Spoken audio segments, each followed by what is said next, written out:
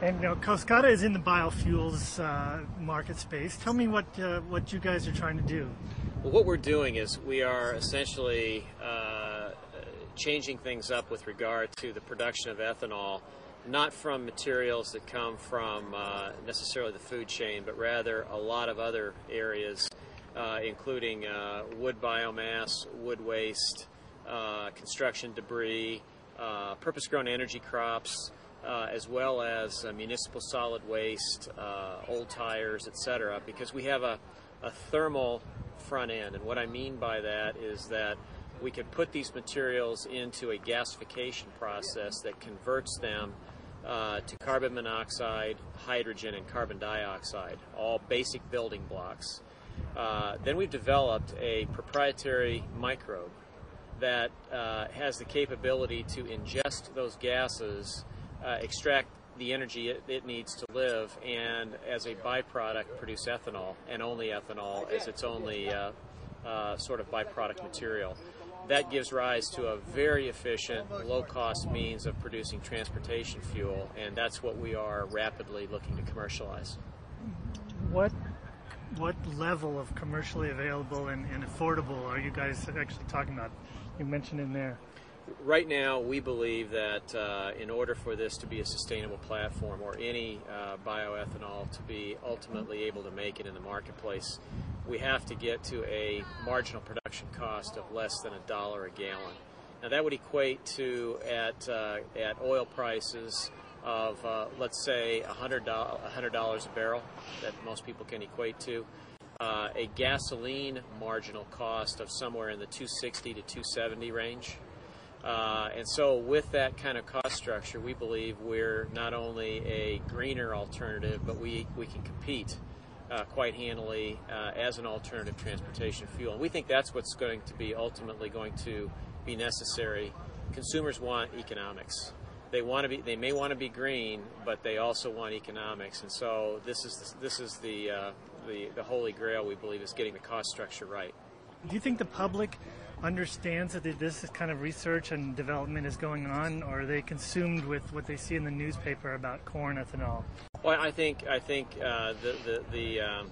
negative publicity campaign around corn ethanol has put a pall on all bioethanol, if you will, which is really unfortunate. I regard the corn ethanol guys as pioneers. They've done marvelous work to get us to the point where we're at today. But there is really, truly a question about how much further that can go. They're not evil. They're not starving anybody. But the fact of the matter is the platform just isn't ultimately going to be big enough to really matter. And that's, I think, where the next gen guys really come in. And I don't think the public is aware that these technologies are coming, and they're coming with the speed that they are. Well, talk about that a little bit. What are you guys forecasting? You and the other companies on that panel. What are you forecasting for viable production levels of these kinds of quantities of ethanol? Right now, we believe our technology is far enough along. The microbiology that we have developed is commercially viable today. We have no more biological work to do on our biocatalyst system. And so we are right now looking at first plant opportunities that we can begin design and engineering work on in the balance of 2008, with a target for first plant startup in 2011.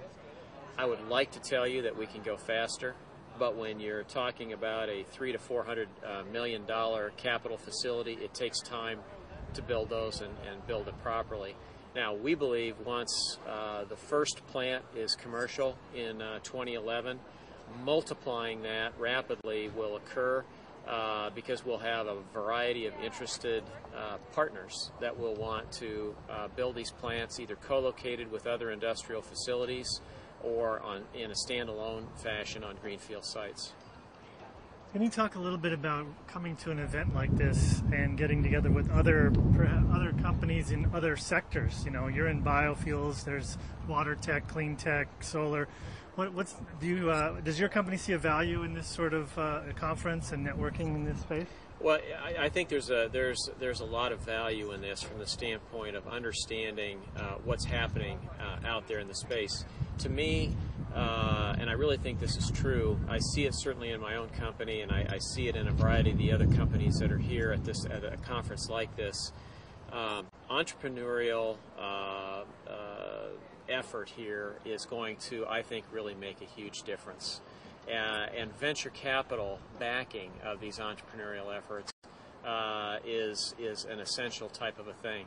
What companies like we and others are doing, you won't find happening in the research centers of even the largest and most powerful companies on earth, because they're generally not willing to extend the kind of effort and resource to a single type platform like this. So we're at an advantage in a little company like ours of 45 people. We have more resources than some of the big oil companies working on this platform, and we can make that difference. It's exciting to come here and see so many smart people who are doing similar things. It's very invigorating. And that's actually